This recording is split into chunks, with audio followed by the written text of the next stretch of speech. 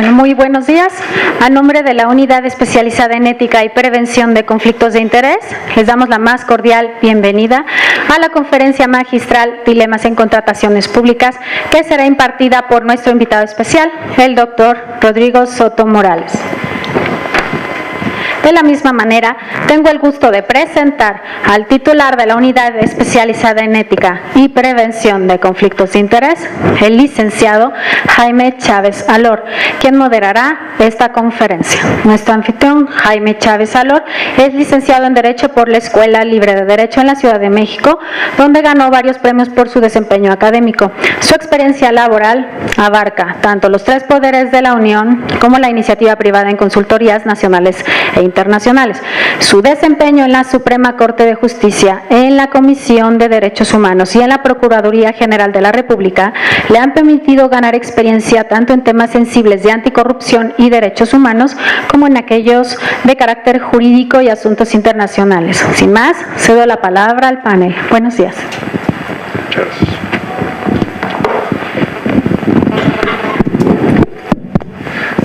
Muy buenos días a todos, bienvenidos a la Secretaría de la Función Pública. Es un gusto tenerlos aquí, es un gusto que nos acompañen. En especial quisiera destacar la presencia del subsecretario de Responsabilidades Administrativas y Contrataciones Públicas, el doctor Javier Vargas Zempoatecatl. Muchísimas gracias por estar aquí. Titulares de unidad, directores generales, servidores públicos, muchísimas gracias por acompañarnos. Esta conferencia magistral es la tercera que se organiza por la Unidad Especializada en Ética y Prevención de Conflictos de Interés.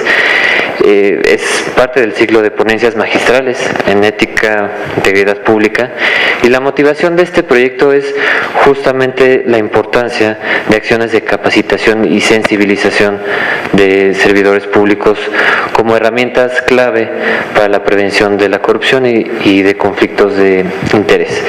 El día de hoy, para nuestra ponencia magistral, tenemos al doctor Rodrigo Morales Soto con el tema Dilemas en Contrataciones Públicas. Él es abogado y doctor en Filosofía Pública. Su ejercicio profesional principalmente es en Derecho Aeronáutico, Derecho Civil, Mercantil, Administrativo y medios alternativos de solución de controversias. Ha sido coordinador general de la licenciatura de Derecho en la Universidad Panamericana, Campus Guadalajara, y actualmente es profesor e investigador de la misma universidad, Campus Ciudad de México. Es también miembro del Sistema Nacional de Investigadores, del CONACYT, y miembro plenario de la Asociación Latinoamericana de Derecho Aeronáutico y Espacial. Es miembro de la Barra Mexicana de Abogados, del Air and Space Law Forum, de la American Bar Association de Estados Unidos y miembro del Consejo Aeroespacial del Estado de Jalisco.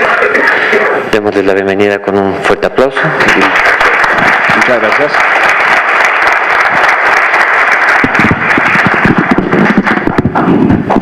Pues muchas gracias, es un honor. Cuando uno viene a las pláticas de cómo usar Compranet, nunca se imagina que va a estar de este lado, ¿verdad? Y ahora nos toca. Y como ya lo delató un poquito la semblanza, pues soy de Jalisco y quizás tengo que decir algo para deslegitimarme inmediatamente en este tema. Sí, le voy a las Chivas. Y efectivamente, pues el tema es complejo y ustedes son los expertos porque ustedes lo operan, ¿no? Nosotros que estamos en la iniciativa privada o como abogados, que a veces tenemos que dar consultoría a los clientes que quieren vender, proveer, suministrar o prestar un servicio al sector público, pues es parte del trabajo que hacemos. Pero por la formación tuve la oportunidad, después de estudiar Derecho y practicar un rato, de irme a estudiar también una licenciatura y un doctorado en Filosofía Política en concreto. Y es curioso cómo la filosofía nos va abriendo la cabeza. Como decía un profesor, a veces la filosofía parece un rollo tremendamente teórico, pero luego en la vida real nos damos cuenta que es eminentemente práctico, que todas las artes y prácticas del ser humano no se escapan de un enfoque filosófico. Y es un tema pues difícil hablar de la ética, porque es un tema abstracto, es un tema que hoy en día, discutíamos ahorita en la precopa de la conferencia, o la preagüita, porque era muy temprano, pues que lo que se está creando ahorita son estructuras formales que quieren darle perímetro o forma a algo que es abstracto, que es inmaterial y que no depende de estructuras. Por eso es una contradicción en la realidad. La ética depende de la gente, del sujeto, y que la suma del actuario, de las acciones del sujeto, de los agentes de una comunidad, crean, lo comentábamos con Jaime ahorita, un contexto. ¿Cuántas veces nos ha pasado que vamos de vacaciones por ahí y nos llevamos a la familia al extranjero? Y mientras vamos rumbo al aeropuerto, en la ciudad que quieran, aquí en México, pues cigarrito, pues por la ventana. Basurita de las papas por la ventana. Llegamos al otro país y sigue, ay, ¿se puede fumar o no se puede fumar? Le tenemos miedo a la multa,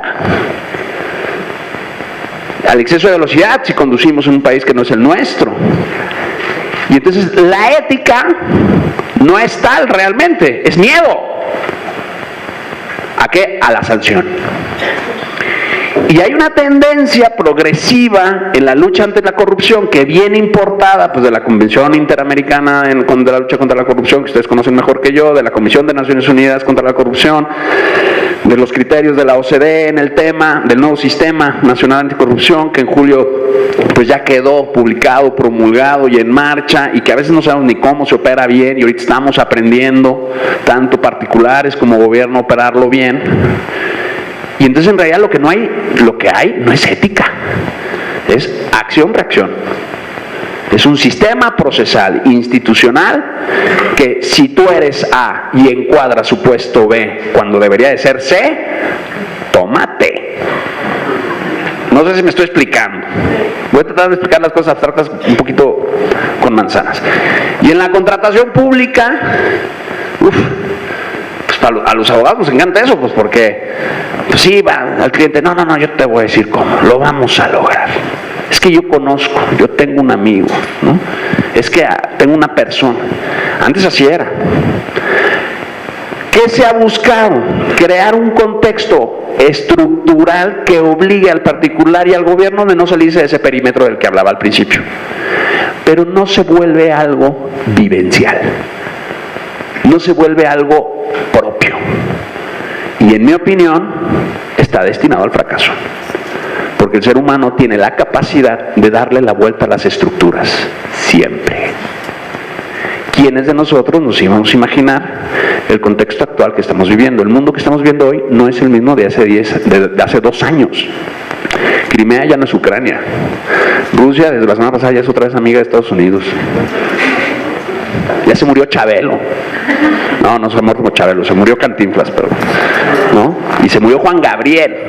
Este fin de semana estaba con una persona que trabaja con nosotros y decía, no, doctor, no se ha muerto. Es como Pedro Infante, no se murieron. O sea, hay gente que su estado mental le lleva a negar las cosas. Y la ética, en el fondo, si lo piensan así muy fríamente, ¿qué es? Que yo ante una realidad, ante un contexto de circunstancias que tengo enfrente, tome postura. Y que esa postura se traduzca en mi acción, con un juicio de por medio, en mi cabeza, de que esa acción ante esa realidad que tengo enfrente es buena o mala. Uy, pero es que las circunstancias cambian. Entonces la ética es relativa.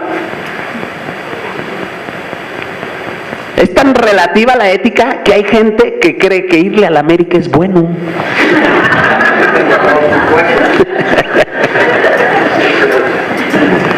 Conste que es un recurso pedagógico, ¿eh? Entonces, es curioso, piénsenlo con calma. Hoy en día hay gente que no pone en tela de juicio la lucha contra la corrupción. Hay como realidades más patentes frente a la elaboración de un juicio ético. Matar siempre es malo. La corrupción siempre es mala.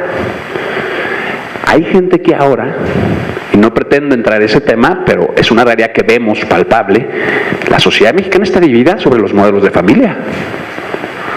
Y hay gente en esta sociedad mexicana a la que yo quiero mucho y muy cercana a mí, que me dice, el modelo homoparental es válido.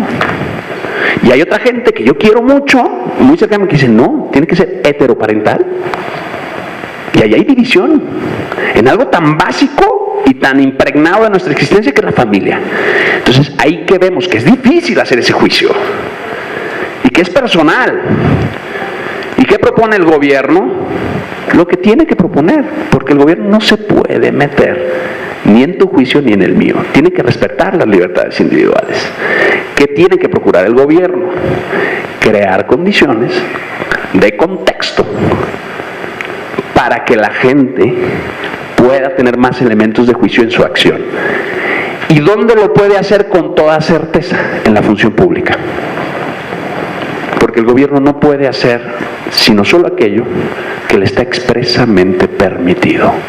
Y sus acciones en calidad de funcionario público tienen que ser fundadas y motivadas, decimos los abogados. Entonces vemos que el tema de la ética, cuando se mete en estructuras procesales, lejos de simplificarse, se complica. Porque los que fuimos abogados, a lo mejor a ti también te tocó, Jaime, en la facultad, nos enseñaron que la moral es autónoma, interna, que no tiene nada que ver con el derecho. Pues toda la reforma de julio del 18 te está gritando todo lo contrario. La ética es una parte de la moral. Y cuando hablo de moral no hablo de una visión religiosa, cultural, tradicional, ideológica. Cuando hablo de moral, hablo del ejercicio de la razón para elaborar un juicio de una acción buena o mala frente a una realidad. Y eso tendría que ser algo razonable, racionalizable. Entonces, hay como dos momentos en la acción ética. Al menos yo así lo veo. El momento de mi realidad y mis circunstancias. Ortega y Gasset, yo soy yo y mis circunstancias. Y mi decisión en un segundo momento frente a eso. Esto me parece apunta a dos cosas muy concretas. Primero, que existe una realidad frente a mí. Segundo, que la neutralidad no existe. Piénsenlo fríamente. En todas las decisiones que han tomado en su vida, ¿realmente son neutrales? Incluso entre conflictos, entre amigos o parientes, ¿realmente somos neutrales? Yo les garantizo que no. Que aunque externen su neutralidad, en su conciencia tomarán una postura, por más sutil que sea, de acuerdo a la información que tienen, por una parte o por la otra. Esa idea de que la neutralidad existe, racionalmente es falsa. Desde que apreciamos la realidad, nuestra inteligencia se inclina por un lado o por otro. Necesariamente. Entonces, ahora, si la ética no es relativa, si la moral no es relativa, si lo fuera, nos hubiera pasado como muchos otros vocablos en las leyes y en la Constitución, no estaría ahí. Pero la palabra ética ha sobrevivido más de 3000 años. Existe desde Aristóteles, en su libro A la ética a Nicómaco, y la ética a Eudemo, que son quizás los tratados del pensamiento occidental más conocidos sobre la ética. Después viene Cicerón, ¿no? En latín se dice de officis, de los deberes. Entonces dices, órale. Y ojo, ni Aristóteles ni Cicerón eran cristianos, judíos o musulmanes. Eran polisteístas.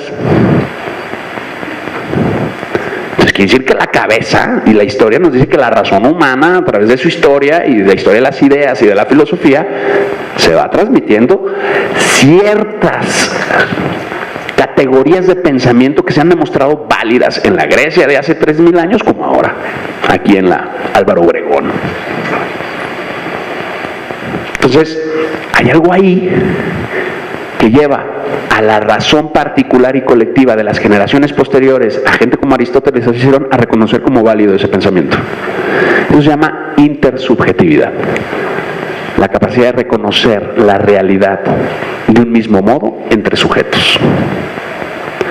Las estructuras del gobierno en temas de ética o, en este caso, sistemas anticorrupción o estructuras anticorrupción, procura transmitir eso. Si se crea una ley, acuérdense, los atributos de la ley, los que sean abogados que están aquí, generalidad, abstracta, impersonal, general. Entonces, la ley tampoco le podemos negar ese carácter orientador de las conductas individuales. Sí tiene un carácter orientador de las conductas individuales. A través de la sanción muchas veces. Pero ¿cuántas leyes conocemos que son, decimos los abogados, imperfectas porque no tienen sanción? Y por ahí encontramos un limbo donde la acción, por eso ahora la gente, ¿no? Dice las crónicas del matrimonio, que estaba un señor viendo la televisión mientras su señora preparaba la cena en la cocina y empieza a gritar frente al monitor, él, no entres, estúpido, no entres. Y la otra se asusta y llega y le dice, ¿qué estás viendo? Dice, el video de nuestra boda. ¿Qué pasa? Que a veces la experiencia, que también es conocimiento, aporta datos de cómo pueden ser mejor o peor las cosas. Obviamente el chiste era retórico, hay matrimonios muy felices, pero a lo que quiero llegar es, tenemos que tener un cambio de mentalidad. El mundo va demasiado deprisa, pero lo que sí es que todos hemos acordado que la corrupción no puede seguir. ¿Por qué? A veces cuando me toca entrar en debates con los muchachos, ¿por qué fumar marihuana es malo? Y a mí no me dejas echarme mi Marlboro en el receso, pero tú sí que te pones tu churrito el fin de semana. Hay la creencia ahora de que lo que hacemos en lo individual no afecta al grupo. Y eso es falso, porque todos sabemos, y creo que esto no lo tengo que explicar más, que no podemos subsistir sin el grupo. Punto. No somos compartimentos estancos en acciones, estamos vinculados y conectados. El trabajo que tienes ahorita, la posibilidad de venir hasta aquí hoy a escuchar este rollo, es porque tienes vínculos. Y quizás lo que más valoramos en nuestra vida son nuestros vínculos. Y quizás el patrimonio que tenemos lo hemos hecho por nuestros vínculos. Y los vínculos, ¿cómo se crean y se mantienen? Con acciones. ¿Y las acciones son buenas o malas? ¿Con base a qué son malas o buenas las acciones? A la realidad. Entonces el problema viene cuadras antes. Si apostamos o no apostamos a que podemos conocer la realidad con certeza, con efectividad. Y detectar qué cosas de la realidad son realmente objetivas y qué cosas son opinables o perceptivas. Insisto, hay gente que percibe a la América como algo bueno. Y cuando mis mejores amigos, que tengo 3, que son muy cercanos, le van a la América y dicen, no, es que la América es un equipazo. Y entonces, ¿por qué incitan al odio? Ódiame más, ¿no? Les digo, ustedes mismos tienen una, ¿cómo se diría? Pues sí, una histeria mental, ¿no? Porque se dicen los buenos, pero incitan al odio, ¿no? Al que no está con ustedes. Obviamente es un truco mercadológico, en un contexto distinto, como la lectura del contexto, saliendo de la broma, en el caso de la América, el contexto le da sentido a la frase, no están incitando al odio. En el fondo esa frase lo que está diciendo es, somos buenos. Entonces el contexto muchas veces cambia también la realidad. Por eso es importante luchar contra la corrupción. Porque entre un contexto más sano que tengamos a nivel laboral, a nivel político, será más fácil que los demás vivan esos mismos valores. Vean la mercadotecnia, el Buen Fin, ¿no? Seguro más de alguno de aquí presente ya se metió a la página de la tienda o a ver el aparato en varias páginas que quiere comprar en el Buen Fin, o el artículo que sea, pues porque ya lo bombardearon. Toda la mercadotecnia, todo el negocio del business entertainment, del entretenimiento, funciona con ese tipo de sutilidades.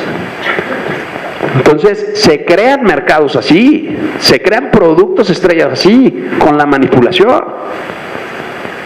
Entonces, con mayor razón, los valores y las vivencias éticas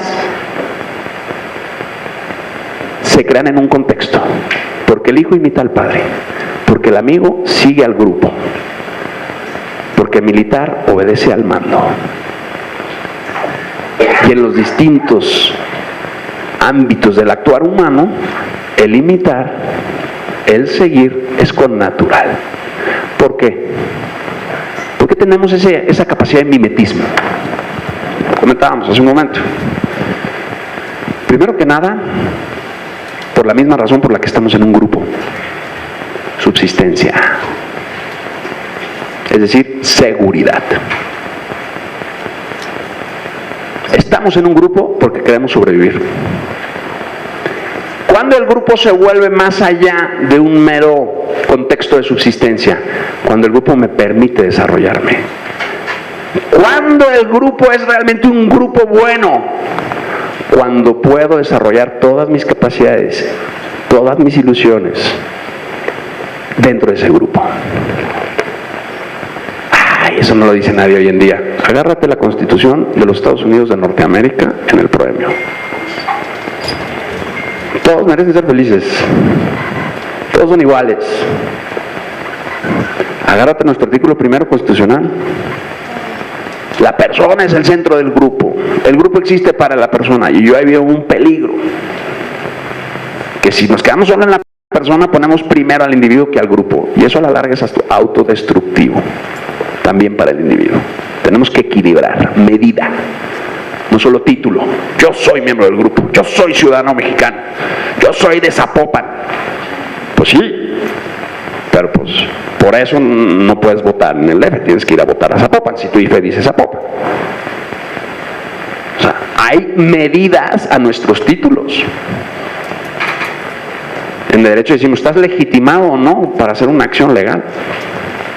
De acuerdo al título y hasta cierta medida. Los socios solo pueden demandar en la disolución de la sociedad conforme a su participación accionaria. En un caso de responsabilidad civil puedes demandar conforme al daño probado, más los intereses legales, gastos y costes. Entonces, no sé si esta idea de la medida se está explicando. Porque un tema que tienen ustedes muy ahorita caliente, como papa caliente entre las manos, es ¿cómo opero esto? ¿Realmente transgredí o no transgredí la norma? Y entonces se vuelve automáticamente un tema de sobrevivencia, no un tema de avance. Y cuando vivimos con una mentalidad de sobrevivencia no crecemos. Porque la norma es nueva y lo primero que busco es seguridad, decía hace un momento, dentro de mi grupo laboral. Que no me corran, que no me sancionen. Y ya me impusieron una serie de normas conexas, que esto cómo se come. Y me pasé, no me pasé, ya llegó la queja. Uy, uy, uy, uy, uy. A ver qué está diciendo esta persona. ¿Cómo apliqué la norma o no? Entonces, es un tema, dice la Constitución, los recursos económicos de que disponga la Federación, los estados, los municipios, el distrito, los órganos políticos, administrativos de sus demarcaciones territoriales se administrarán con eficiencia, eficacia, economía, transparencia y honradez para satisfacer los objetivos que estén destinados. Y en eso se basa toda la ley de adquisiciones, arrendamientos y prestaciones de servicios del sector público. Es un criterio material. El último es honradez, pero en razón, la honradez aquí es en razón de la eficiencia y la eficacia. Está bien, porque no somos ángeles. Y la madre de las ciencias sociales es la economía. Porque primero está comer y ser cristiano. Pero volvemos al tema de las medidas. ¿Hasta dónde? El Sistema Nacional de Anticorrupción puede ser una grandísima herramienta para crear un contexto orientador de acciones, o puede ser un corsé que asfixie el servicio público, como está pasando en materia de derechos humanos, cuando las fuerzas armadas les ponen a hacer funciones de fuerzas de seguridad pública. todo el tema de derechos humanos se ha vuelto a veces ya un tema de encorsetamiento. Habitualmente, hay muchas otras, pero habitualmente la contratación pública gira sobre la obra pública, la adquisición de bienes, inmuebles, la licitación, que no es propiamente una contratación, sabemos que es un proceso para la concesión, que yo tampoco la entiendo como un contrato. La concesión es un privilegio que se concede, punto. Y en el fondo, aunque haya un procedimiento para obtenerla, es una liberalidad del Estado que te la conceda. El empréstito y el suministro. Y quizás pues en el día a día pues es también, digamos, es como las hormiguitas, ¿no? Un tema ahí que puede ser muy fructífero. Entonces hay que entender dónde se da la corrupción aquí o la falta de ética, porque en el caso de la contratación pública la falta de ética se traduce necesariamente en un acto de corrupción.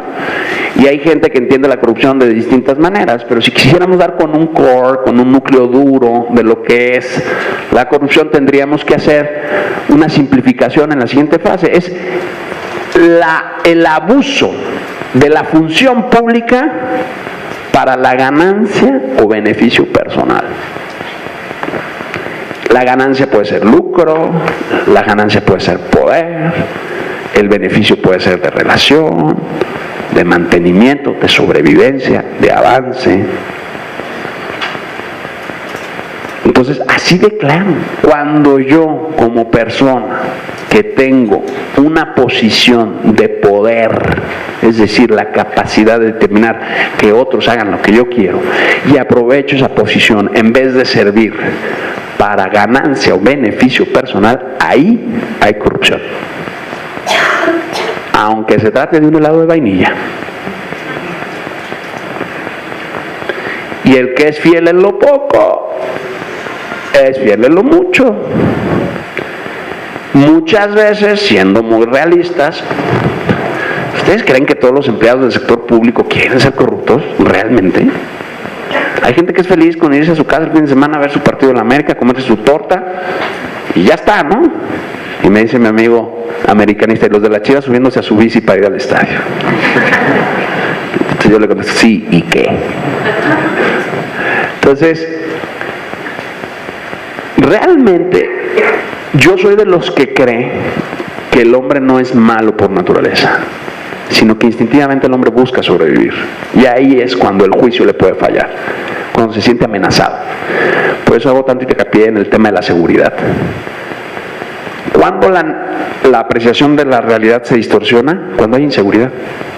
Porque en vez de entrar la serenidad de pensar objetivamente o la serenidad para pensar y planear un avance, lo que se hace es entrar en un estado de sobrevivencia y de defensa. Muchos funcionarios públicos hacen actos de corrupción porque tienen que reportar al superior o porque si no pierden su trabajo. Es práctica, y no vengo aquí en plan ombudsman de nadie, conocida en el gobierno federal, que no hay liquidaciones, se firman renuncias. Entonces, usos y costumbres, ¿no? Ya decía Rocío Dúrcal, ¿no? No cabe duda que es verdad que la costumbre es más fuerte que el amor. Entonces, pues no está fácil tampoco, está difícil. Ahora, ¿qué va a pasar a largo plazo? Pues yo hago mi corrupción en mi entorno, en mi ecosistema laboral y tal, pues porque tengo que hacer, porque si no a mí me va mal. Pero pues bueno, así me salvo yo. Y creemos que nos salvamos yo. Y yo con mi memo. Y no es cierto. A la larga te estás afectando también a ti. Aparte de afectar al vecino. Porque pones tu gotita en el mar, tu granito de arena, para que todo el sistema empiece a desmoronarse. ¿Y qué hacemos en ese juicio? Nos ponemos antes que al grupo, el interés particular antes que el común. Híjole, es que suena muy exigente, es que es muy exigente. Y a nadie se le ordena que sea un héroe. El heroísmo no es una exigencia moral, es grandeza moral. Y por eso a los héroes se les hace monumentos, porque hicieron más allá de su estricto deber. Y por eso se le recuerda en los anales de la historia. El héroe de Nacosari, ¿no? Por poner los niños héroes. Eso no es estrictamente ético, eso ya es magnanimidad. La ética habitualmente se identifica, según las diversas escuelas filosóficas, pues como voluntaristas, que lo que importa es cumplir la voluntad del que tiene el poder. Eudemonistas, como la aristotélica, que te dice, tú quieres ser feliz, ¿no? La ética nicómaco de Aristóteles empieza, todo arte, toda acción, toda investigación científica tienen a un solo fin. 2 puntos. Por eso describieron con toda pulcritud el bien, aquello a lo que es lo que todas las cosas aspiran. Es decir, toda acción humana busca un bien. El problema es que a veces identificamos como un bien algo que es malo. La mente puede fallar. Por esto que decíamos, del espíritu de sobrevivencia. Entonces, cuando yo veo la nueva ley de responsabilidad administrativa, la nueva ley general del Sistema Nacional de Corrupción, la ley de adquisiciones y arrendamientos de servicio público, el Código Penal, la Constitución, el 134 y el 108 y los siguientes que se han modificado, dices, pues sí, la ley me va orientando, pero pues no es lo mismo ver los toros desde la barrera. Y hay un trecho vivencial entre lo que dice la norma y lo que a mí me pasa en mi chamba. Entonces, ese es el reto realmente. Y es el gobierno, por más leyes que crea, por más estructuras que implemente, no lo va a poder llenar. Ese hueco lo llena cada uno de nosotros. Ya es cuando realmente somos democráticos.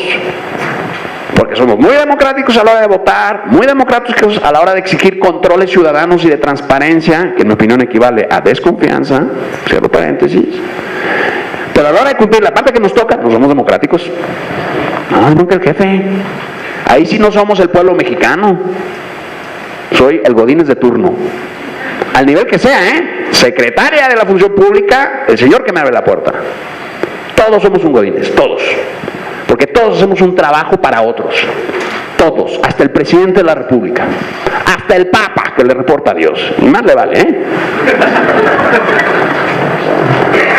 Entonces, todos hacemos un trabajo para otros, los que somos independientes para el cliente.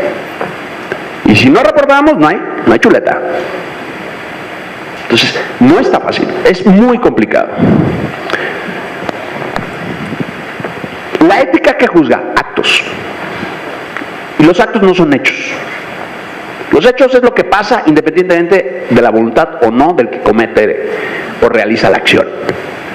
El acto siempre interviene en la voluntariedad. Es consciente. Hay una apreciación de la realidad y decido. En contratación pública, yo veo, si cumplo con la norma que pone unos mínimos, unos candados. Cuando saco unas bases, ya sea de prelicitación o de licitación, sobre todo lo que importa son los anexos técnicos. ¿Qué quiero? ¿Qué necesito? ¿Calificas? ¿No calificas? Presupuesto. Verificación de viabilidades o capacidades financieras, materiales, legales, administrativas, para te concedo o no te concedo, porque soy concedente. Tú eres licitante. Y el adjetivo dice mucho, lícito, es decir, que se haga lícita tu asignación o la contratación a la que vamos a llegar. Y hay penas convencionales y a veces tienen que otorgar fianzas. O sea, no es fácil venderle al gobierno. Si no es fácil venderle, ¿qué será que te pague? Entonces, actuar es apreciar la realidad. ¿Dónde entra el relativismo de la ética de unos y de otros? Pues que unos ven la realidad desde su punto de vista, otros desde arriba, otros desde... No, espérate. Si no pudiéramos tener la capacidad de apreciar con objetividad como grupo una misma realidad, ni siquiera tendríamos lenguaje. Viviríamos en conflicto constante. Y lo que sí constatamos es que nos comunicamos, nos transmitimos ideas y creamos incluso con otros estados que se reportan también en mi interior, vínculos. Y entonces esos vínculos nos demuestran que existe la realidad objetiva. Los vínculos, no el florero, no la botella, sí, los vínculos. ¿Por qué? Porque el vínculo te crea bienestar. Y si ves la palabra de bienestar, si es un vínculo bueno, porque tu acción fue buena al construirlo, quiere decir que tu existencia se planifica un poco más. Entonces existes en la realidad, existe el otro en la realidad. Entonces la existencia, el acto de ser, no es opinable, no es relativo. Estoy explicando una teoría de metafísica, pero con otras palabras, a raíz de la acción. Ustedes existen, ahorita me están oyendo, y a lo mejor yo tengo antenas, colmillos y piel verde, y el compañero me ve de piel roja con un penacho. Cada quien puede tener en su mente un concepto distinto, pero lo que no tienen duda es que me están escuchando. De lo que no tienen duda es que existen. Entonces hay un sustrato de la realidad que no es opinable, y con eso se tumba el relativismo. En el ejercicio comunicativo, decimos los filósofos, en la intersubjetividad. Tan es así que ahora, con tanto controversia en el tema de los modelos de familia, muchas instituciones de un lado a otro dicen, hay que apostar por el diálogo. Entonces quiere decir que hay cosas que no son subjetivas. Eso quiere decir, cuando yo digo como político, como presidente o que encabezo vamos a decirlo así, un grupo de presión, un colectivo, y digo, apostemos por el diálogo, estoy diciendo, hay cosas objetivas ahí que nos pueden llevar a la paz. Estoy renunciando al relativismo. Los medios alternativos de solución de conflictos es apostar por la objetividad, no por el relativismo. Si lo piensan fríamente. Entonces, ¿qué es corrupción? Bueno, ya lo dijimos, no me voy a detener. ¿Qué es contratar? Un negocio jurídico. Crear y transmitir derechos y obligaciones de una parte a otra, con términos y prestaciones. Pero si lo piensan, con la óptica que estoy llevando en la sesión, en realidad es una ficción. Yo voy a contratar con un ente de la administración pública, sea local o federal, nunca voy a estar en igualdad de condiciones. Porque no tengo poder, no tengo el presupuesto que tiene la administración pública. Entonces, ¿qué hace el contrato? Supuestamente inventa una simetría entre las partes a través de las cláusulas y condiciones. Un contrato, el que sea, incluso entre particulares. No nos vayamos solo a la contratación pública. Entre particulares un contrato hace simetrías, porque si lo ven con calma, nunca las dos partes van a estar en la misma situación. Y precisamente por eso se crea un contrato, para que el título y las medidas de las partes queden más o menos equilibrados. Pero en realidad es una ficción creada por la razón para darle a cada uno lo suyo en esa relación. Entonces la razón sirve para eso. ¿Y qué es la ética? Una vivencia pasada por la razón, por el juicio de la razón. El tema de la falta de ética ahora es que el individuo se cree que puede sobrevivir fuera del grupo al que pertenece o al que se debe. Y por eso se castiga la corrupción, porque el grupo se da cuenta que ese señor lo ha ofendido como colectividad, y por eso hay desafueros, ¿no? Ya lo dijo el Papa en Voz en Cuello, solo Veracruz es bello. Entonces, es un tema. En un contrato administrativo, yo soy de los que creo que realmente es unilateral. Hay varias teorías, ¿no? Porque hay una evidente desigualdad jurídica. Es el Estado que dice, ándale pues, te voy a comprar a ti. Ándale pues, te concedo que operes esto. Porque realmente no existe autonomía, son contratos unilaterales, nos adherimos a las condiciones que nos pone el Estado. Entonces, realmente no es negocio jurídico. Hay otras teorías en el derecho administrativo, ¿no? ¿Y por qué me quedo con esa situación? Porque lo ético tiene que ser libre, lo incondicionado. A mayor libertad, mayor responsabilidad. Entonces, cuando yo transijo en un acuerdo de abuso de poder con un funcionario para que me dé el contrato, ahí sí ya entra mi juicio. Acabo de decir que el contrato administrativo es unilateral, porque hay unas condiciones, tú compites, cumples con las condiciones, son las que me convienen, te lo concedo. Aunque firmemos un contrato, en términos generales. ¿Cuándo entra el juicio ético del particular? Cuando le dice el funcionario, pero además por acá hacemos este acuerdo y yo obtengo este beneficio, más allá de mi sueldo y mis prestaciones que me corresponden por ese trabajo. Ahí sí está en manos del particular ceder o no ceder. Muchos me dicen, sobre todo los que se dedican al ámbito de la construcción, pero es que si no, no como, me paran la obra. Le dije, es que ahí ya no es corrupción, desde tu punto de vista, eso es extorsión, porque tú no estás poniendo tu libertad. No, pero al final acaba siendo uno el que da. Pues si estás en grave estado de necesidad, solo si estás en grave estado de necesidad y no depende mucha gente que coma de esa obra, ahí ya no hay corrupción interpartes, hay extorsión. Y la extorsión es la imposición contra la voluntad de un abuso de poder. ¿Me estoy explicando en este tema?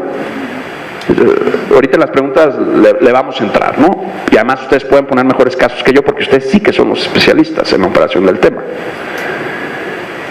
Entonces, si no hay responsabilidad, pues la libertad se va viendo condicionada. ¿Por qué entra el tema de la libertad? Pues porque la persona puede conocer la realidad con su inteligencia y de base a esa realidad ya decide con su voluntad cómo actuar. Si estos dos operan bien, sí hay acto ético o antiético. Porque el antiético, ¿qué es? Me doy cuenta que esto está mal y aún así, otra vez la burra al trigo. Es que es clarísimo, ¿no? Irle al Atlas, por ejemplo, yo digo que no es un acto ético, porque no tienen la posibilidad de elegir un bien, nunca van a tener un campeonato, ¿no? Eso ya es un acto de esclavitud, y como sabemos la esclavitud no es libre. Pero bueno, ellos le llaman fidelidad. ¿Qué es más importante entonces? Las dos cosas. Lo acabo de explicar. La teoría nos puede dar leyes maravillosas, pero si la ética es un acto vivencial, práctico, también la experiencia cuenta mucho. Por eso existe la petición de consejo como un rasgo del prudente. Por eso yo digo, ahora con todas las reformas que nos han movido para arriba y para abajo, yo sí le doy la razón al presidente, sí nos han movido, sobre todo los abogados, o sea, se ha movido a México. Le decía ahorita en la preconferencia platicando, decíamos ahí que se presenta ahora en los grandes despachos en especialistas en la reforma energética, ¿no? Despacho especialista en la reforma energética. Ups, ¿cuándo lleva la reforma? No, pues 2 años más o menos, ¿no? Y ya son especialistas, ¿cómo lo hicieron? ¿Cuántos criterios jurisdiccionales han salido? ¿Cuántas resoluciones de la Comisión Federal de Competencia Económica? La Profepa, ya tenemos criterios acumulados suficientes. Yo como abogado digo, no sabes una materia hasta que no sale el resultado jurisdiccional. O se acumulan tesis o jurisprudencias o sentencias en ese sentido. Y el movimiento global del derecho va por el precedente jurídico más que por la norma formal. Lo estamos viviendo con las reformas en materia penal y en materia de comercio, con la oralidad que ya llegó a materia administrativa. Entonces, es un tema de argumentación. Y la ética también es un tema de argumentación. Y si la ética también es experiencia, ¿dónde se traduce de forma escrita y referencial la experiencia? En las resoluciones judiciales. Son juicios mentales de los magistrados. Por eso las sentencias se estructuran así, considerando. ¿Qué es considerar? Un acto de la cabeza. Resultando, de acuerdo a los datos, pruebas, peritajes, alegatos, tal, documentos, tal. Resolviendo, me pronuncio, mentalmente, yo, magistrado investido de potestas. Eso es ético en la materia. La actividad jurisdiccional es ética por antonomasia. ¿Por qué? Porque resuelve sobre lo justo y lo injusto. Y eso es una virtud moral. Por eso yo soy de los que dice que hablar de deontología jurídica no es posible. Porque no hay ningún abogado... No es por eso. Digo que no es posible porque simplemente decir jurídico implica ya moralidad y ética. Porque la definición de Ulpiano de dar a cada uno lo suyo implica necesariamente actitud moral, de bueno o malo, más o menos, justo o injusto. Entonces, sí se entiende este planteamiento. Entonces, y eso aplica no solo para los abogados, también para los ingenieros. Lo bueno y lo malo de acuerdo al cálculo, al proceso, a la investigación de operaciones, al resultado estadístico, según la realidad que están tratando de proyectar los financieros. Los números o son negros o son rojos. Punto. A veces inventan los números azules los financieros, ¿no? Y yo azules, pues solo Los Ángeles Azules, para la cumbia con la cereza. Pero, o hay dinero o no hay dinero. O hay cash flow o no hay cash flow. O como decimos aquí en la Secretaría de la Función Pública, ¿hubo recorte o no hubo recorte? Entonces, es un tema vivencial, práctico, pero que no se entiende sin un posicionamiento teórico mental. Que también el posicionamiento teórico mental viene de la observación de la realidad. Por tanto, no es completamente una creación imaginativa, ¿no? De hecho, por eso el primer paso del método científico es la observación. Punto. Hay que mirar la realidad. Y en el tema de la contratación pública, que hay un derecho y una ley que va poniendo ya y luego B y luego C, entonces te doy D. Nos tenemos que preguntar, ¿qué es primero, el derecho o la política? Y llegan los abogados, el derecho, ¿no? Espérate, maestro. Primero está vivir en un lugar y en un espacio, un lugar y en un tiempo determinado con otros, y luego ya nos organizamos. Primero es la política, entendido como ciencia política, como experiencia política, como vínculos. Y después hacemos la regla. ¿Cómo voy a hacer las reglas del juego si no coincido contigo en un tiempo y espacio? Pues es como la noche de bodas. ¿Dónde va tu cepillo de dientes? ¿Por qué lado de la cama quieres, va? Uy, trifulcas, nulidades matrimoniales sobre el lado de la cama han surgido. Entonces, importante. Primero coincido contigo, primero la política. ¿Qué es México? ¿Qué queremos ver? ¿Cómo vemos a México en este nuevo panorama internacional? Señores, nos va a ir mal con Trump. También nos iba a ir mal con Hillary. El momento y el contexto global apuntan a que nos va a ir mal. Y no estoy siendo pesimista, porque necesariamente eso implica un mal realmente. A lo mejor lo que necesitamos para desarrollar otras capacidades, de la necesidad se hace virtud. Vamos a explorar nuevos mercados, vamos a tener nuevos socios, vamos a hacer nuevos negocios.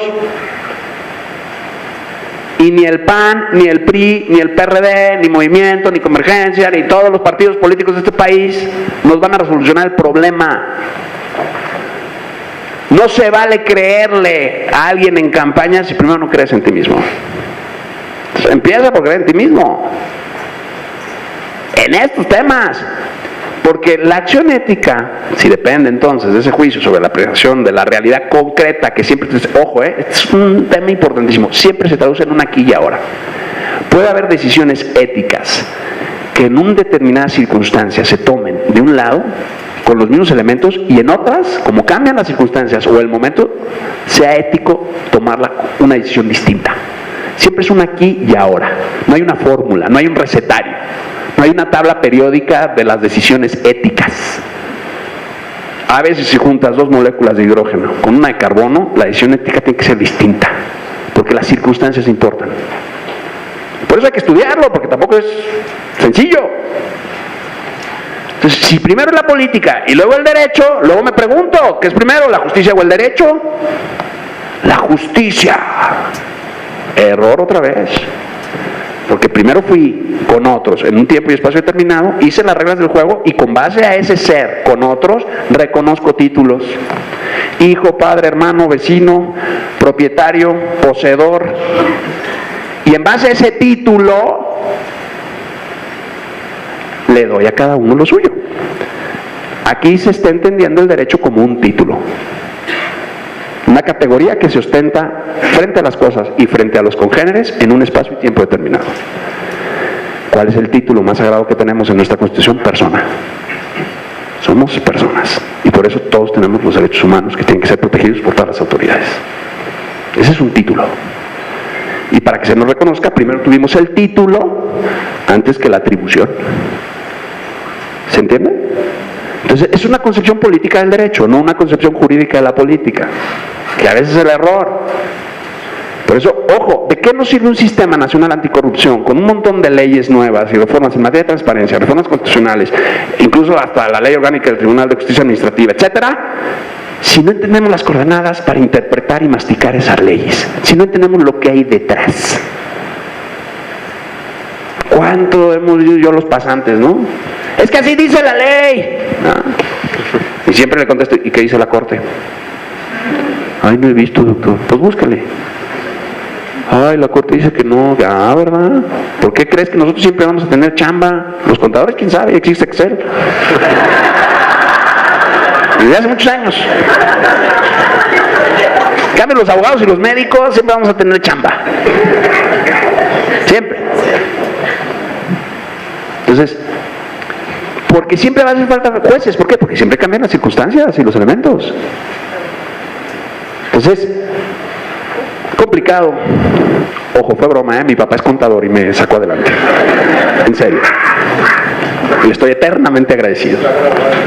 Entonces, los romanos, ¿qué hicieron con el derecho? Lo que los griegos hicieron con la filosofía. Tanto el sistema de common law, que es el sistema jurídico de los anglosajones, como el sistema del civil law, que es el continental, español, francés, nuestro, iberoamericano, tal. La estructura jurídica se crea con el derecho romano. Entonces, los griegos nos pusieron las bases para entender la mente y la acción, la inteligencia y la voluntad, la acción especulativa intelectual o la acción práctica, y los romanos nos pusieron las bases para la acción pública y privada desde el punto de vista del derecho. Ahora bien, yo les decía, ya con esto voy terminando para entrar a las preguntas y respuestas, me quedan 52 diapositivas y vamos en la 15. Lo bueno es que los organizadores las tienen, basta que manden un mail a info, no sé qué, así nos dicen cuando venimos a las sesiones de Compranet. No, si es un problema, manda un mail. Si quieren la presentación, manden un mail. No tengo que aprovechar que estoy de este lado ahorita.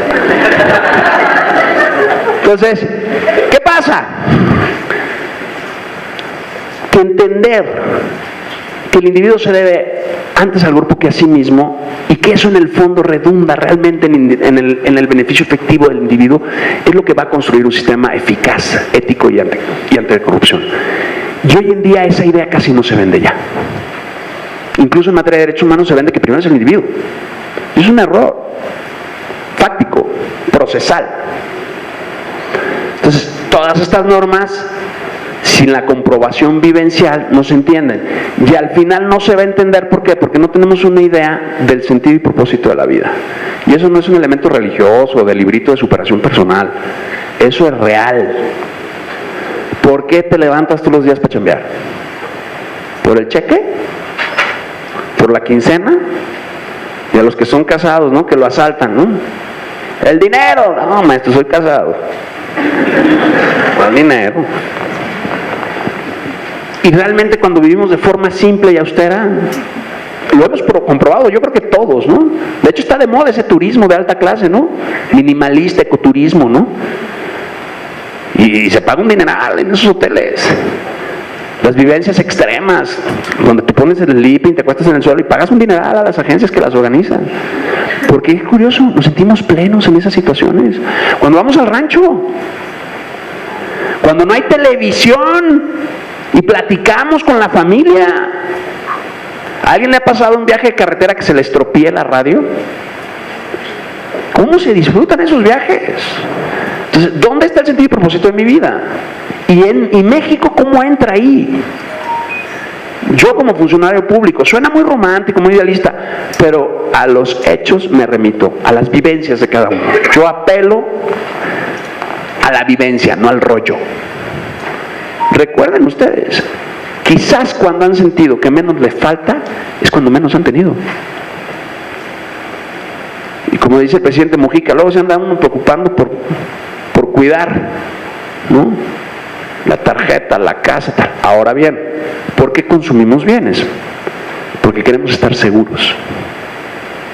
Seguridad financiera en el futuro, seguridad para mi familia. Entonces, es un tema de mentalidad de sobrevivencia. Y a veces el sentido y propósito de la vida se guía por hacemos lo que hacemos por mantenernos seguros. Y eso no es vivir, eso es sobrevivir. Y ahí es cuando entra la falta de ética. Entonces, hace falta un cambio de mentalidad. Ninguna ley, ningún sistema, ninguna estructura pública va a servir si no hay esa dimensión vivencial propia. Y ojo, no es mochología, es ejercicio recto de la razón. Y ojo, la razón puede descubrir la realidad objetiva. Y creo que lo he demostrado con argumentos. Entonces, esto no funciona si yo como abogado, si ustedes como funcionarios públicos no le entramos. No va a funcionar. ¿Cómo le vamos a entrar? Cuando tenemos un amor común. Y si nuestro amor a México es real. Yo por eso soy profesor en el Colegio de Defensa Nacional, en la Maestría de Seguridad Nacional, y suelo decir que a espaldas de ellos, que la carne y hueso del patriotismo se llama soldado. Porque ellos sí que están expuestos a morir por México. Es real. Entonces, hay veces que nosotros no estamos dispuestos. Si uno no está dispuesto a morir por lo que quiere, ¿qué pasa? Muy sencillo, se está poniendo primero que su amor. Eso no es vivir, Porque entonces ya no hay, si el propósito y sentido de tu vida eres tú mismo, qué vida tan pequeña tienes, qué horizonte tan reducido tienes, no sales de ti.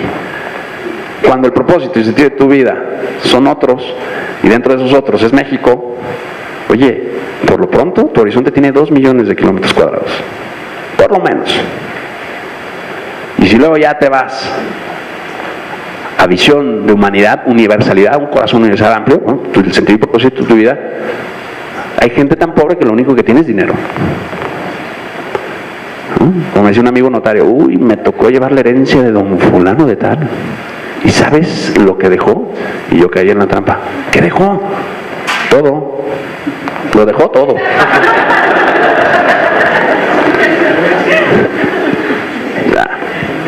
Aristóteles lo dice, la clave de la felicidad no es la meta, es el proceso. Lo dice en la Ética Nicomaco, porque está explicando qué es la ética.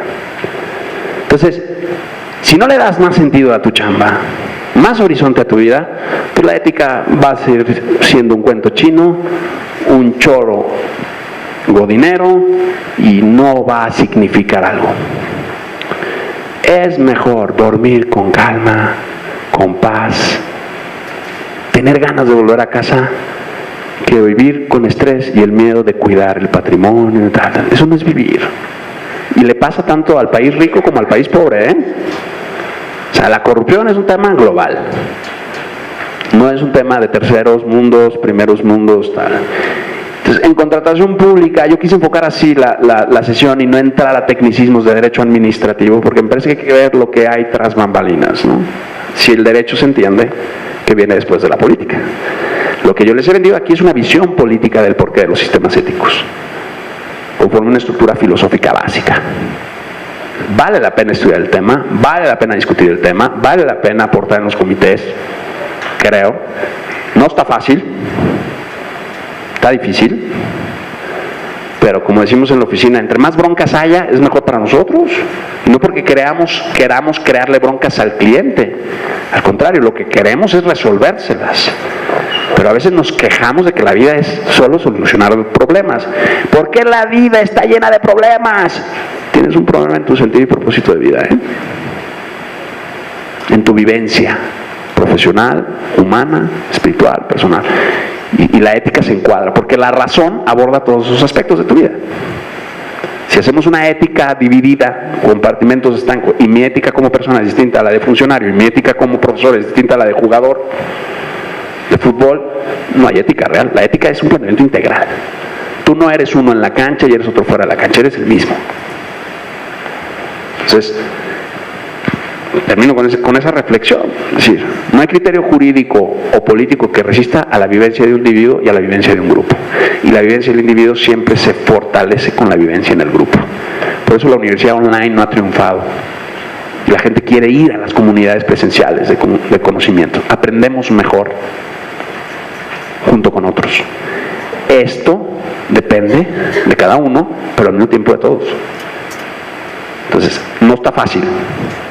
Hay que esperar criterios y resoluciones judiciales en esta materia, después de que surjan controversias, para que se vaya asentando o matizando toda esta reforma. Hay que ver cómo a la hora de la dialéctica y el choque dialéctico de los problemas, se ve ahí la resolución del criterio judicial, que también se puede cuestionar, pero solamente ahí la reforma se va a ir asentando y el sistema va a irse fortaleciendo y evitando conflictos de interés que nacen por estructuras burocráticas. Los presidentes de los comités consultivos en ética no deberían de ser funcionarios, podrían ser exfuncionarios o gente que no tenga conflicto de interés. Lo que pasa es que lo que urge ahorita es echarla a andar. Vamos viendo, y esa es la ventaja del derecho, que se puede modificar. Por eso es instrumento, y por eso va después de la política. En cambio, el hecho de que para sobrevivir tenemos que vivir con otros, eso no se puede modificar. Esta es nuestra naturaleza. Yo les agradezco su atención y quedo a sus órdenes para la sesión de preguntas y respuestas.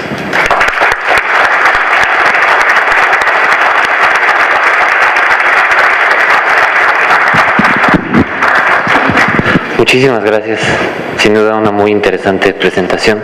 Vamos a dar espacio a las preguntas. Compañeros, por allá tienen un micrófono inalámbrico. Quien quiera, por favor, háganoslo saber. Nada más les pedimos para dar espacio a varias participaciones que puedan ser breves.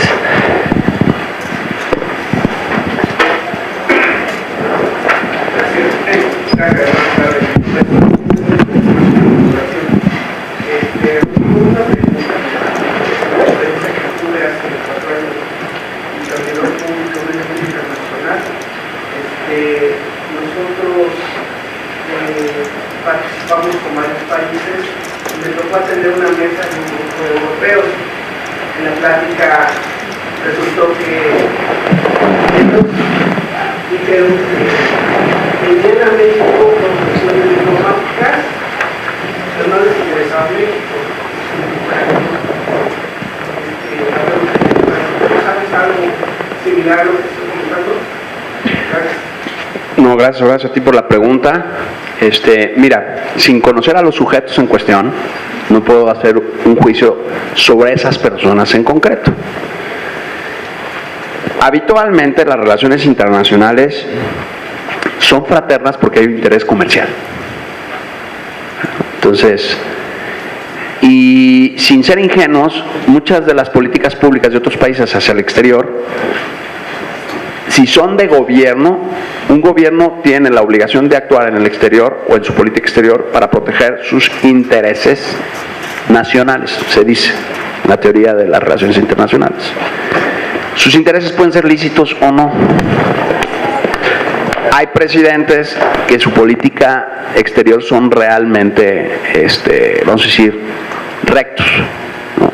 Hay gente que ha tenido verdadera vocación humanista, y así se les ha reconocido, Gandhi, Lincoln, los que deciden en la guerra, pues Roosevelt tiene muy buen, vamos a decir, récord de lo que hizo, sobre todo lo que lo define, lo que hizo después, se retiró a la vida privada, ¿no? Entonces, es difícil que no nos gane el interés, pues porque tenemos carne y huesos, y es curioso, estamos también limitados por la realidad material que tenemos, y por eso a veces nos gana el espíritu de sobrevivencia más que el de avance. Entonces te diría, es muy plausible lo que me estás diciendo. Para poder juzgar de ética o antiética una acción de ese estilo, tienes que ver el aquí y ahora, decía yo hace rato, al sujeto concreto, las circunstancias concretas, en el contexto concreto. Así se tiene, de hecho, se dice que las fuentes de moralidad de una acción son objeto, fin y circunstancias. Habitualmente, no lo mencioné pues porque no era mi pretensión dar esa visión ya del acto moral, sino la visión política del tema de la corrupción y la contratación. Pero pues hay que ver qué objetos se está tratando, qué fin tenían, qué circunstancias duran el acto para decir si eso fue bueno o malo. Peor para ellos, porque se cierran puertas. Yo tengo un planteamiento político como muy de vínculos, ¿no? O sea, las relaciones exteriores, la manera ¿por qué se hacen? ¿Por intereses comerciales o por mantenimiento de la paz? Habitualmente son los dos principios que se hace la acción de política exterior. O para expandir, ¿no? Pero eso en el fondo también ya es comercial, es un interés de lucro. Entonces dices, bueno, pues estos señores vienen a hacer un trabajo de asesoría y de buena voluntad, pero que en realidad está respaldado por políticas comerciales o de defensa, ¿no? Entonces, hoy tenemos un escenario que en ese tema es muy propicio, que es el tema de Siria. ¿Qué actitud estamos teniendo ante la tragedia humanitaria más grande después de la Segunda Guerra Mundial? Que es el tema de los refugiados en Siria. Y no porque estén hasta allá, nosotros dejamos de tener una responsabilidad compartida, porque ya ese es un tema de de lesa humanidad. O sea, por el hecho de ser humanos, nos importa lo que le está pasando a esa persona, ¿no? Es una crisis humanitaria, eso quiere decir, a todo el que es hombre le debe de importar. Entonces, hay que distinguir los actos, ¿no? Entonces, yo te diría, habrá casos en que habrá gente que vendrá con esa rectitud y habrá casos en los que no. Tu experiencia, desafortunadamente, fue en la última, ¿no? Buenas tardes. Del CONAFE, Ricardo Bautista. Serían más o menos dos planteamientos. El primero sería, ¿existe este tema de digamos, la ética que es aplicada a un tiempo, momento, espacio, pero debe de haber algunos valores que son trascendentes a través del tiempo?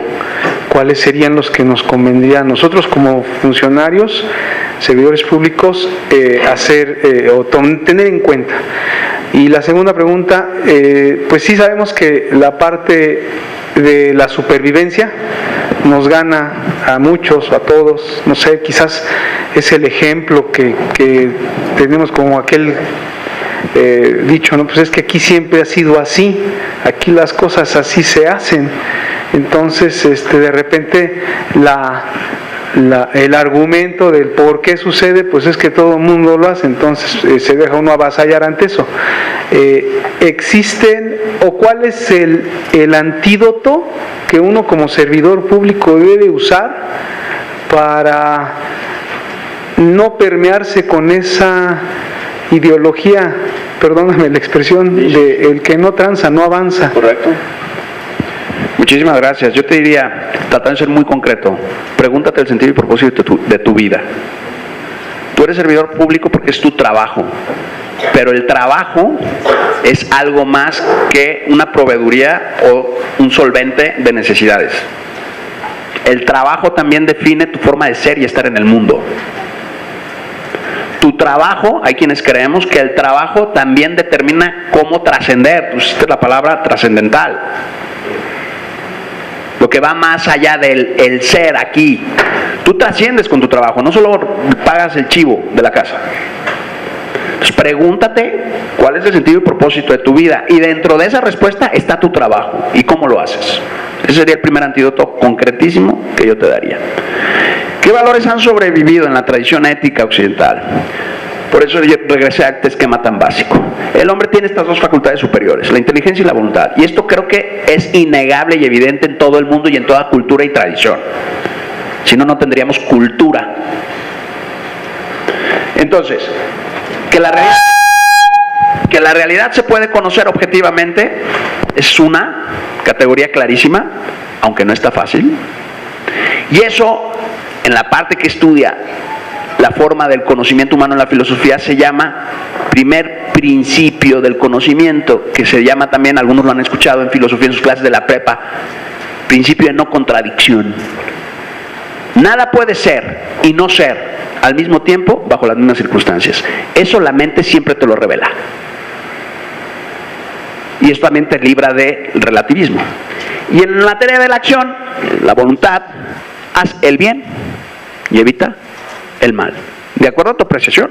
Y eso se llama principio de sindéresis. De ahí viene la acción práctica, del otro la acción cognitiva.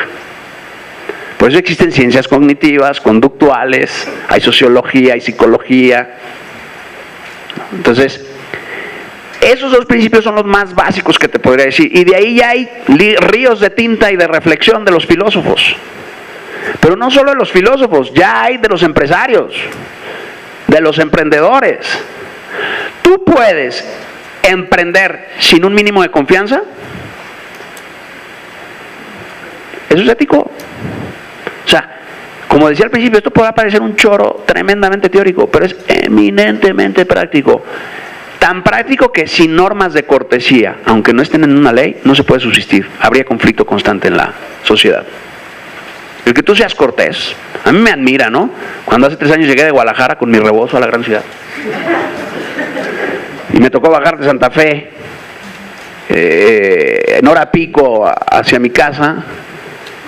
Y agarro ahí la glorieta de Vasco y Quiroga y tal. Y dije, Dios mío, ¿no? O sea, de verdad, en ese momento era el rebozo, el zarape y los guarachis juntos, ¿no? Yo en el carro dije, Dios. Y vi un ejemplo de colaboración para llegar al otro carril y subirme a Interlomas, que dices, caray, y nadie tocó el claxon. Y éramos más de 3,000 coches en ese tramo. O sea, esa es una norma no escrita en esta ciudad. Y nadie le mete el laminazo gratis. Y si alguien te mete la trompa, lo dejas pasar. Entonces, según el momento y las circunstancias, se van creando normas no escritas, que son normas, se dice, de urbanidad.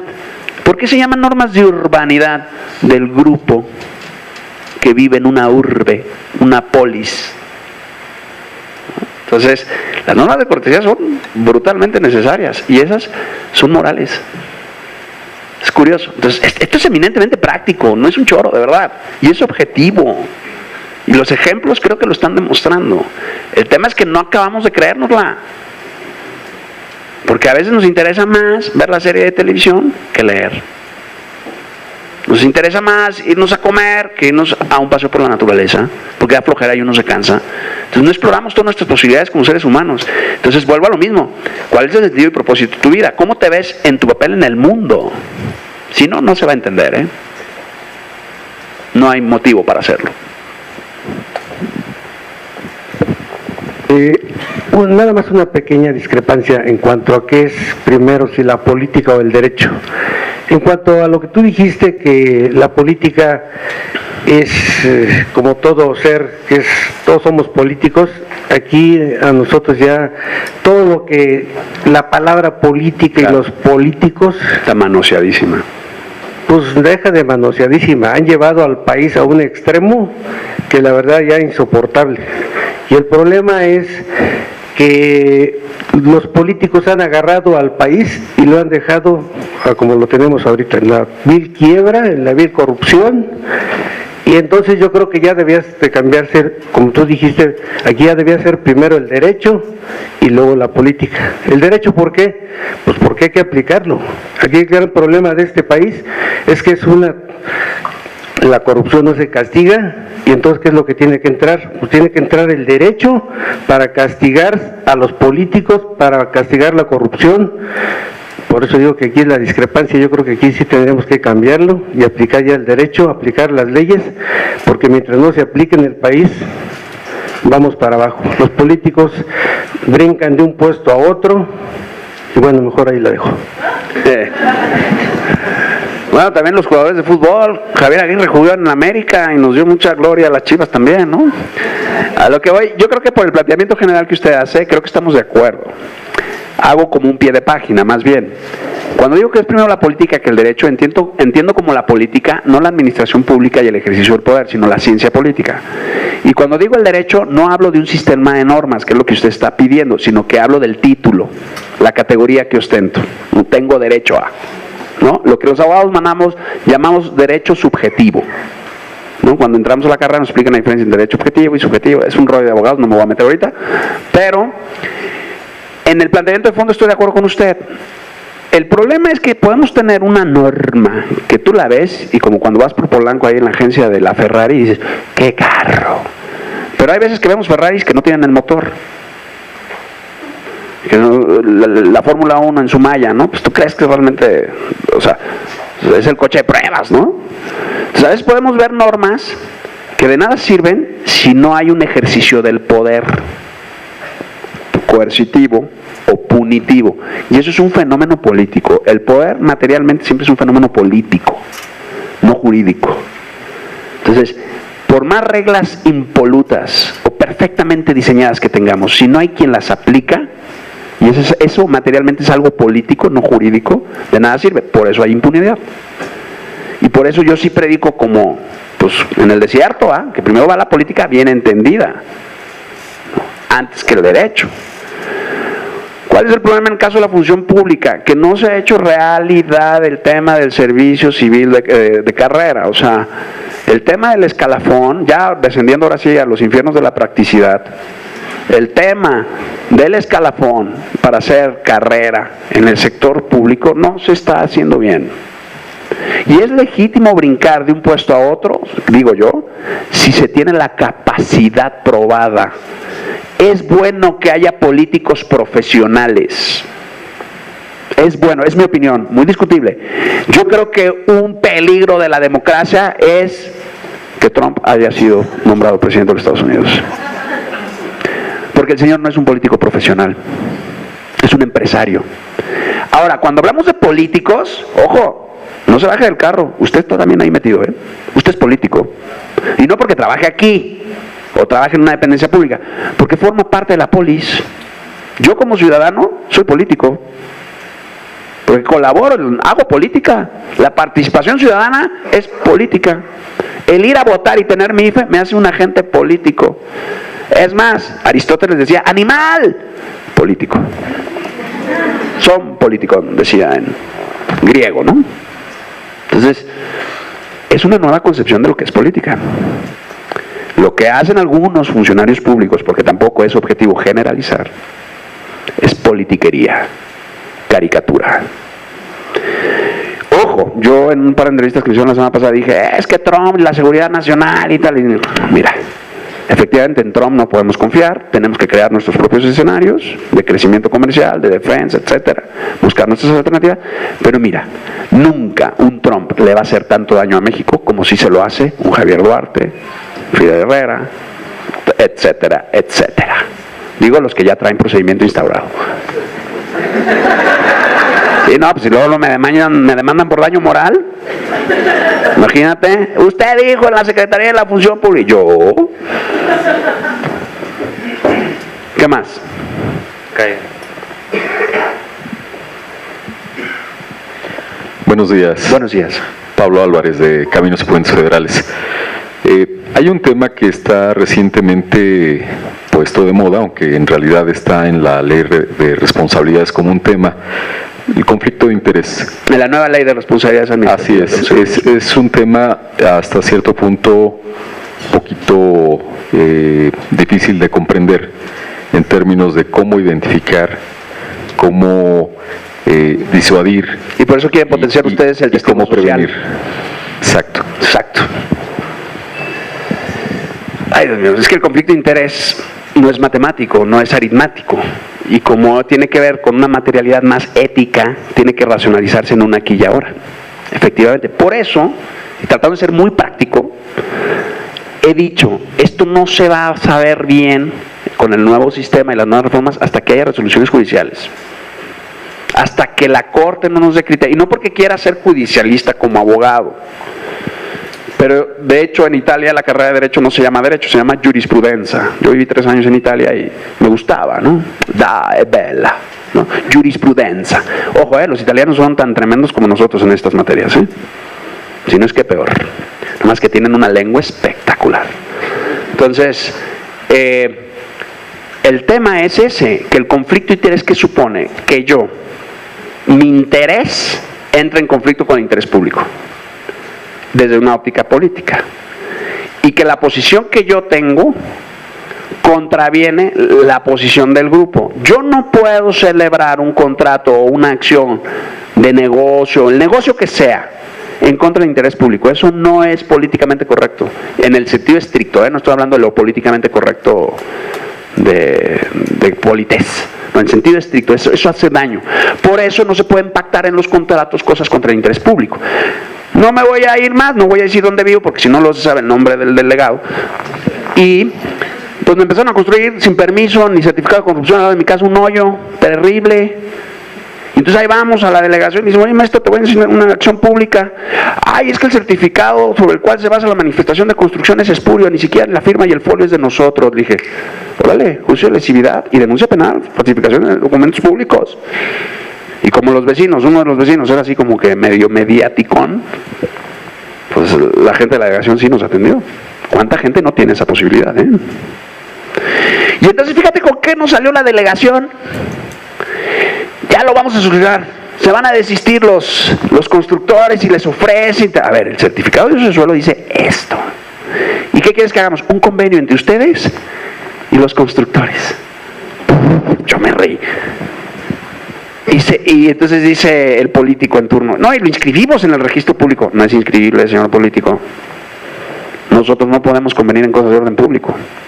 Los planes parciales son de orden público. conflicto de interés en esta materia, en tu ámbito, por eso se explica así. ¿Cómo determinar las pautas para racionalizar? ¿Esto va en contra del interés público? Sí, no, ¿por qué? Y luego, ¿en qué? Y luego, ¿cómo? Así yo trabajo en mi despacho. Cuando hago una estrategia legal, digo, a ver, ¿qué es el problema? ¿Por qué se da el problema? La etiología del problema, ¿no? ¿Qué hay detrás? ¿Cómo pretendo resolverlo? Y creo 2 o 3 escenarios. ¿Por qué quiero resolverlo así? ¿Cuándo lo voy a resolver? Porque a veces el tiempo es fundamental, el timing. ¿Qué voy a obtener? El conflicto que es, no puedes ir contra el conflicto del orden público. En el caso de los abogados, nos pasa a veces que los clientes podemos entrar en conflicto de interés. En materia aeronáutica me pasa mucho. Y hay un abogado que le provee toda la asesoría laboral, no sé qué, a un cliente que es mi contraparte en ese tema laboral, pero luego la empresa me busca que para un arrendamiento de aeronaves, pero no es mi materia. Es complicado, ¿eh? Hay grandes despachos, que yo no comparto esa política, que dicen, no, dividimos la oficina, hacemos una muralla china. Son los despachos que les hacen a ustedes las licitaciones, tal. Entonces, no, hay China Wall. ¿Eso qué quiere decir? ¿Que mandas uno a China? No se hablan. De hecho, los cambiamos de piso. Come on. Ahí hay conflicto de interés. No, es que nuestros protocolos y somos la consultora más grande. Y no se me olvida el 2008, Standard & Poor's y la crisis subprime. Y eran calificadoras. Ya la experiencia, la vivencia, me da criterio. Todo el tema de la crisis financiera de los Estados Unidos es un tema ético. Entonces es eminentemente práctico y nos afectó a todo el mundo, ¿eh? Desapareció Enron. Entonces, no sé si contesto tu pregunta. O sea, ahí tienes pauta muy clara, creo, con esa pregunta. Muchas veces las respuestas vienen de la pregunta, están contenidas en la pregunta.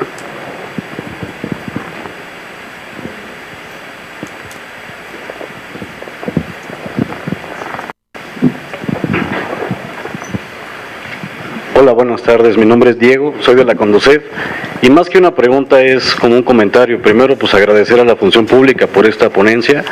Sale un poco de lo común, yo creo que no todos estamos acostumbrados a este tipo de pláticas tan personales, tan ciertas y a veces que nos abren los ojos a cuestiones muy reales, ¿no? Sin embargo, son cosas que ya sabíamos o deberíamos de saber, nada más que no las sabemos reconocer a veces, ¿no? Todos los que tengamos cierto nivel de razón para pensar, entendemos lo que es moralmente correcto. Perdón que te interrumpa, pero es que Chesterton decía eso, y Chesterton no es ningún idiota, es un clásico ya de la literatura. Decía, el hombre muchas veces no necesita aprender, solo que le recuerden. Entonces, continúo con esa parte. Todos entendemos lo que es moralmente correcto, sin embargo, a veces es más fácil hacernos de la vista gorda, voltearnos, no decir, no hacer, no comentar, no manifestar, ¿no?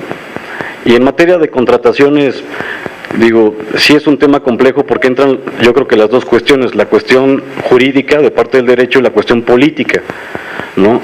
Ahí hay que hacer una valoración propiamente ética de saber en qué momento aplicas el derecho tal cual y en qué momento aplicas la cuestión política atendiendo una causa más justa, ¿no? Y en este caso atendiendo al interés público, que finalmente todos trabajamos para eso, ¿no? Me encanta el comentario. Y muchas gracias. Me encanta el comentario, te lo agradezco. Por eso existen lo que se llaman razones de Estado. Por eso existe información clasificada. Y la Ley de Seguridad Nacional dice, la ley nueva de telecomunicaciones también establece excepciones a la transparencia. Porque hay razones de Estado que no son jurídicas, que se deben de llevar, y que hay obligación ética. Yo les digo a mis alumnos en la universidad y cuando discuto temas de defensa, México tiene la obligación moral de tener las capacidades bélicas para defenderse. El gobierno tiene la obligación moral de contar con el armamento y la capacidad de defensa de repeler una agresión, aunque tengamos una vocación pacifista, ¿eh? Es obligación moral, es un imperativo ético tener la capacidad de hacer la guerra para repeler una agresión. Si no, no es un gobierno legítimo. Pero bueno, ese es otro tema, ya hablaremos de seguridad nacional el otro día. Desafortunadamente hemos llegado al término de esta conferencia. Quiero agradecer la presencia de cada uno de ustedes porque eso refleja el interés que tienen en la materia, una materia que es muy importante y que pues está en la agenda nacional. Queda todavía mucho por hacer con miras al Sistema Nacional Anticorrupción, pero su presencia aquí demuestra el interés en trabajar en eso. No me queda más que agradecer a nuestro ponente, al doctor Rodrigo Soto Morales por esta muy interesante plática y reflexiones. De manera que muchísimas gracias. Despidámoslo por favor con un aplauso. Entrega de su reconocimiento.